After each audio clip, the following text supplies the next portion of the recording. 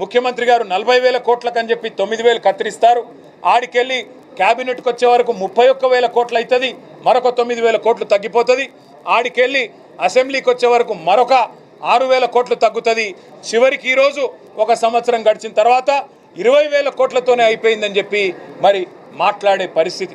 మా శాసనసభ్యులు పల్లా రాజేశ్వర రెడ్డి గారు, కౌశిక్ రెడ్డి గారు, ఇంకా అందరం కూడా మేము సవాల్ చేసాం. హరీష్ రావు గారు, నేను ఏ ఒక్క ఊర్లోనైనా 100% రుణమాఫీ జరిగిందని రుజువు చేస్తే మేము మా శాసనసభ్యత్వాన్ని వదులుకుంటామని చెప్పి కూడా చెప్పినాం.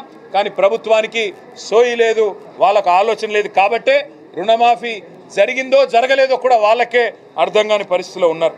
ఇంకా రైతు కూలీలకు ఆర్థిక సాయం అని చెప్పి నమ్మబలుకుతూ ఉన్నారు. 1 కోటి మంది రైతు కూలీలకు ఎవరికైతే ఉన్నదో వారికి సాయం చేస్తామని మాట ఇచ్చి 12,000 రూపాయలు అని చెప్పి అబద్ధాలు చెప్పి ఇవాళ అది ప్రారంభించినామని చెప్తా ఉన్నారు. రాష్ట్రంలో ఏ గ్రామానికి వస్తారో రండి, ఏ ఒక్క గ్రామంలో కూడా రైతు కూలీలందరూ నిజంగానే మాకు 12,000 వచ్చింది అంటే మేము ఏ శిక్షకైనా సిద్ధమని చెప్పి కూడా మేము తెలియజేస్తూ ఉన్నాం.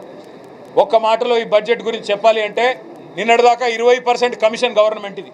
మరి ఈ బడ్జెట్ చూస్తే 40% కమిషన్ పెంచుకొని ఢిల్లీకి మూటలు పంపడానికి ప్రయత్నం చేస్తూ ఉన్నట్టుగా కనబడతా ఉన్నది. ఆదాయాన్నేమో పాతాళానికి తొక్కేసినామని ముఖ్యమంత్రి గారు చెప్పారు. 70,000 కోట్ల ఘాటా ఉంది అని ముఖ్యమంత్రి గారు నిన్నగాక మొన్న వరంగల్ జిల్లాలో బహిరంగ సభలో చెప్పినాడు.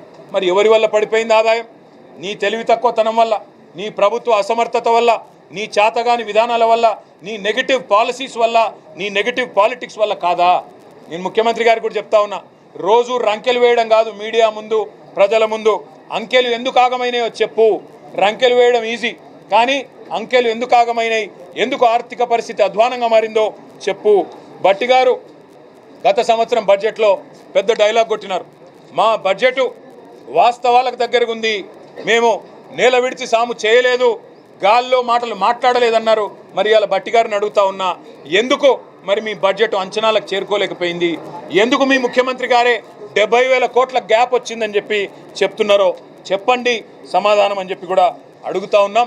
నమ్మి ఓట్లేసిన పాపానికి 4 కోట్ల మందిని ముంచిన బడ్జెట్ ఇది. 6 గ్యారంటీలను గోవిందా గోవిందా చేసిన బడ్జెట్ ఇది. ప్రజల ప్రగతి రథ చక్రానికి పంక్చర్ చేసిన కాంగ్రెస్ ప్రభుత్వం ఇది. రేవంత్ రెడ్డి అసమర్థతకు, రేవంత్ రెడ్డి చేతగాని తనానికి, పరిపాలన వైఫల్యానికి నిలువుటద్దం ఈ బడ్జెట్ అని మేము చెప్తా ఉన్నాం. తెలంగాణ పునాది 10 ఏళ్ళు గట్టిగా పడ్డ తర్వాత కూడా వీళ్ళ అసమర్థత వల్ల, వీళ్ళ చేతగానితనం వల్ల ఇవాళ ఆకాశం నుంచి పాతాళం వైపు తెలంగాణ ఆర్థిక వ్యవస్థ పోతున్నది అంటే ఖచ్చితంగా దానికి బాధ్యత కాంగ్రెస్ పార్టీ తీసుకోవాలని చెప్పి కూడా మేము చెబుతూ, సంవత్సరానికి 40,000 కోట్ల అప్పు చేస్తేనేమో ఆ రోజు రంకెలేసినారు, ఆ రోజు నోటికొచ్చిన మాటలు మాట్లాడినారు. ఈరోజు ఒక్క సంవత్సరంలో